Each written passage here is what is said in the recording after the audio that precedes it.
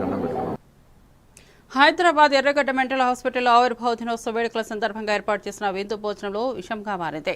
భోజనం చేసిన అనంతరం సుమారు 70 మంది ఒక్కసారిగా అస్వస్థతకు గురయ్యారు. వాంతులు, విరేచనాలు వంటి లక్షణాలతో వారిని వెంటనే ఆసుపత్రిలో చికిత్సకు తరలించారు. మరోవైపు కార్డియర్ అరెస్టుతో కరణ్ అనే 30 ఏళ్ల వ్యక్తి మృతి చెందాడు. ఈ ఘటనపై తీవ్ర విచారం వ్యక్తమవుతోంది. పోలీసులు వెంటనే కేసు నమోదు చేసి దర్యాప్తు ప్రారంభించారు. ఫుడ్ శాంపిల్స్ ను పరిశీలనకు పంపించారు.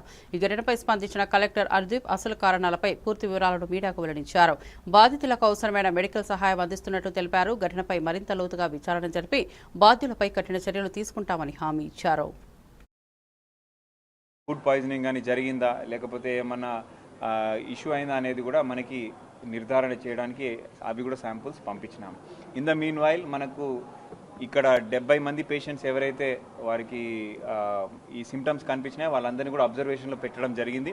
అందులో 2 పేషెంట్స్కి కొంచెం బీపీ లో అయితే ఇమీడియట్గా వాళ్ళని ఉస్మానియా కూడా పంపించి అక్కడ ట్రీట్మెంట్ అందిస్తూ ఉన్నారు. ప్రస్తుతానికి వాళ్ళ వైటల్స్ కూడా స్టేబుల్గా ఉన్నాయి. ఎటువంటి క్రిటికల్గా కానీ ఎటువంటి సీరియస్నెస్ లేదనేది నిర్ధారణ అయింది. ఇక్కడ ఇదే హాస్పిటల్లో ఉన్నటువంటి మిగతా 68 మందికి కూడా అబ్జర్వేషన్లో ఉన్నాయి.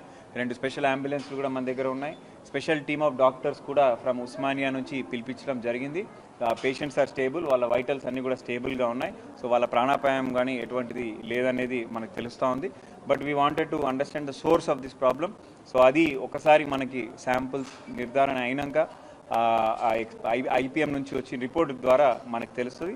ఇంతలోపు మనం ఆల్టర్నేటివ్ వాటర్ సోర్స్ కూడా అరేంజ్ చేసినాము. సో దట్ మళ్ళీ ఇంకా ఎక్కువ మందికి అయ్యే ఛాన్స్ ఉంది కాబట్టి రిపోర్ట్ నుంచి వచ్చే ముందు we're taking all measures. So alternative water source కూడా మనం అరేంజ్ చేస్తూ ఉన్నాం.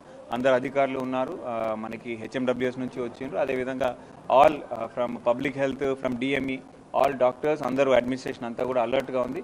ఎవరు ఎటువంటి హైరాణ పడాల్సిన అవసరం లేదని చెప్పి